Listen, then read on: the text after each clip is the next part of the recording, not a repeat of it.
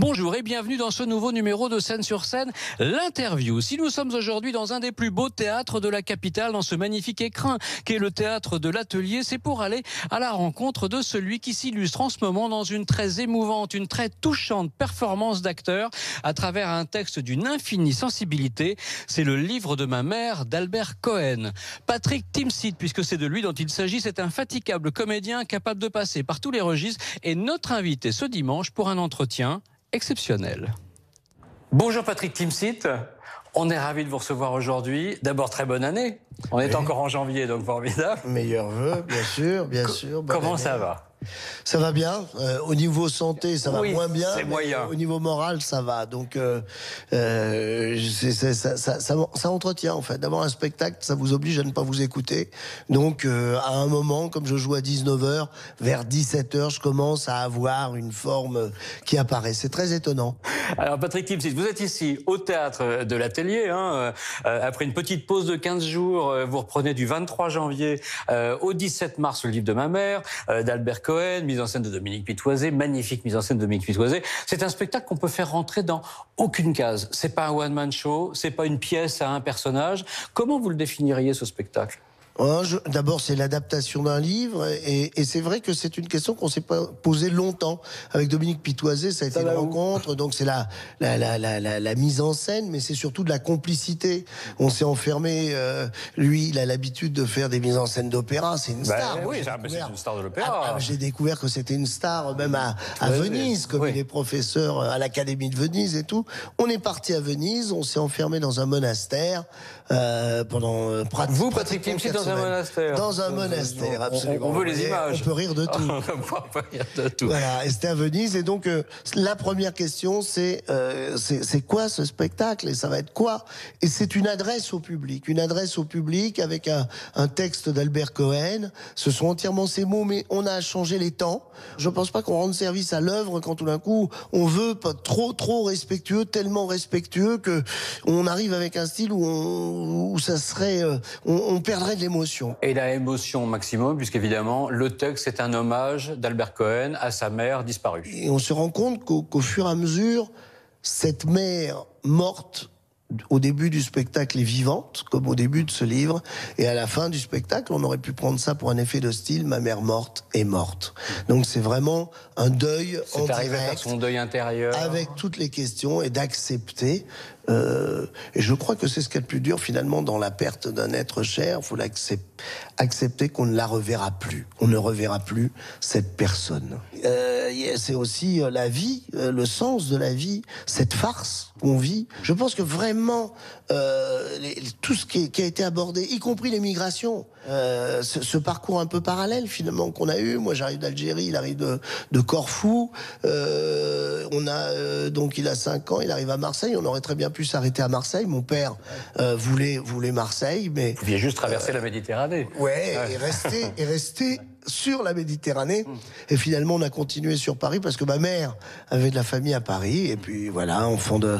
Et vous êtes arrivé à Montmartre. Alors d'abord, place de la République. Moi, je suis un petit gars de la place du carreau du Temple, on dirait, où mon père avait une maroquinerie. On habitait la maroquinerie et après, j'ai débarqué ici. Oui, après, on était dans le 18e arrondissement. Donc, enfant de la République, mais enfant aussi du 18e arrondissement où je suis très attaché. Alors, alors, d'un côté, il y a quel enfant vous êtes, mais aussi quel Parisien vous êtes. Est-ce que Paris a changé pour vous, a changé en bien depuis votre arrivée place de la République et après dans le 18e Je suis toujours surpris des gens qui s'étonnent que les choses changent, alors qu'on ne veut qu'une seule chose, c'est que ça change.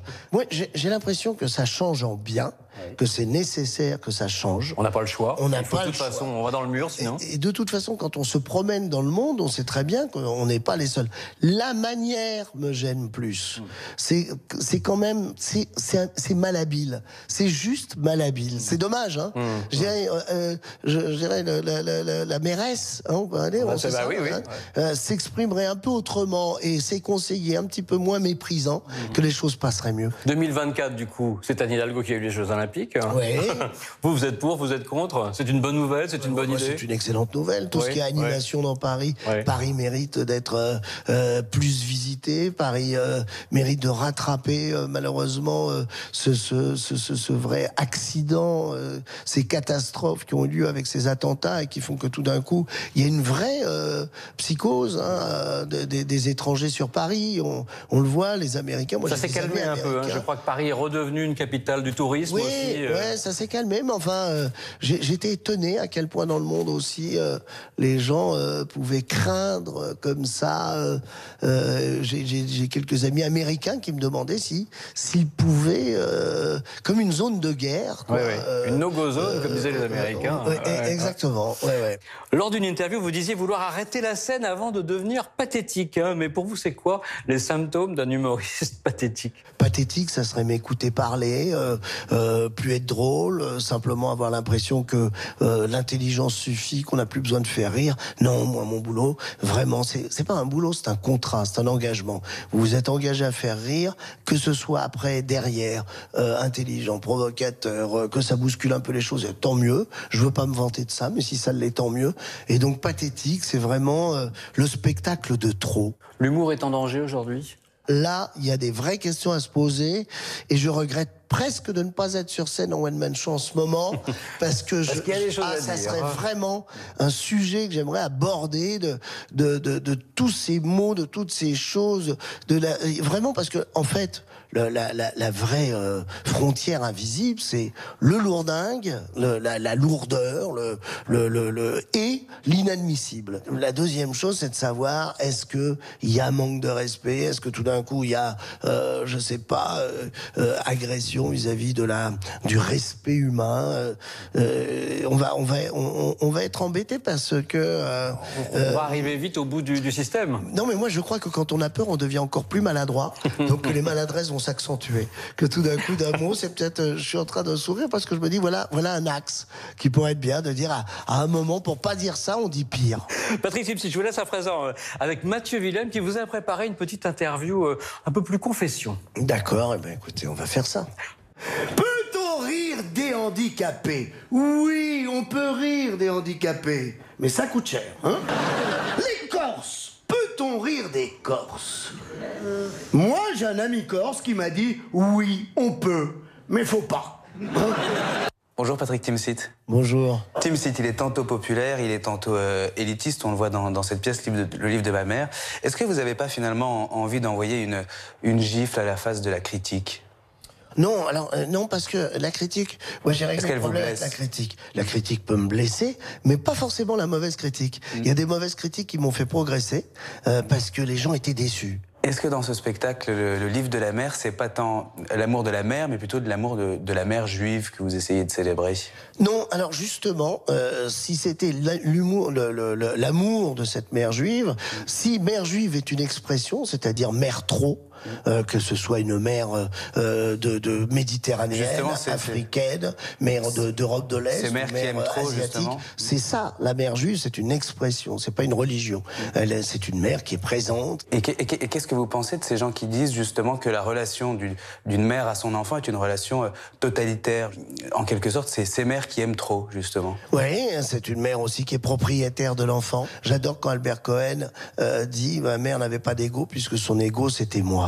Est-ce que ce spectacle, c'est un texte que vous auriez pu jouer si votre maman n'avait plus été là? Comme Albert Cohen a écrit ce livre d'ailleurs quand sa maman était déjà morte. Je ne sais pas. Je ne sais même pas si je l'aurais joué différemment, si j'aurais envisagé. Peut-être que je me serais dit trop tard. Et elle m'avait répondu « Écoute, je suis vivante. Il faut quand même, si c'est un hommage aux mamans, autant que j'en profite de mon vivant. » Alors, je vais me permettre de vous parler de quelque chose parce que je vous ai entendu dire l'humour juif, c'est avoir des trucs qui sont graves, s'en moquer et vivre quand même. Je me demande si on ne pourrait pas le rapprocher de la vie en général, et si je vous parle de ça, c'est qu'on a appris quasiment au même moment où vous montiez sur scène, sur la scène de l'Athénée, le décès de votre papa. Est-ce que finalement, en jouant ce texte, le livre de ma mère, paradoxalement, vous ne pensez pas le plus à votre père? Non, ça aurait pu arriver. Et je m'en suis protégé. parce que j'aurais fait ce que je n'aime pas, c'est-à-dire le comédien. Donc c'est arrivé, c'est au moment des saluts. Voilà, je vais vous faire une confidence. J'y pense au moment des saluts, parce que c'est le seul moment où je me dis, j'aurais aimé qu'il voit, c'est le seul spectacle qu'il n'aura pas vu. Et comme Cohen a écrit un hommage pour sa mère, c'est quelque chose que vous ferez, vous, peut-être écrire? Je ne me prendrai pas pour un autre non plus dans une écriture. Moi, mon mode d'écriture, c'est de faire marrer. Et tiens, si je devais faire un hommage un jour à mon père qui est parti, ben j'en rirais, comme j'avais fait pour mon grand-père et personne ne le savait. Ce sont des choses très intimes. Merci beaucoup. Rendez-vous. Merci beaucoup, Patrick Timsit. Merci beaucoup. Trisomique, c'est quand même un petit peu une vie de rêve, non? Et tu vis chez tes parents jusqu'à 50 ans? Tu travailles pas, tu t'habilles comme tu veux en survêt toute la journée? Tu peux lécher les boutons de l'ascenseur, personne te dit rien? Je suis pas jaloux! C'est quand même un tout petit peu une vie idyllique! Merci beaucoup Patrick Timsit. Je rappelle que vous êtes ici au Théâtre de l'Atelier jusqu'au 17 mars dans le livre de ma mère d'Albert Cohen, dans une magnifique mise en scène signée Dominique Pitoisé. Merci beaucoup. Merci.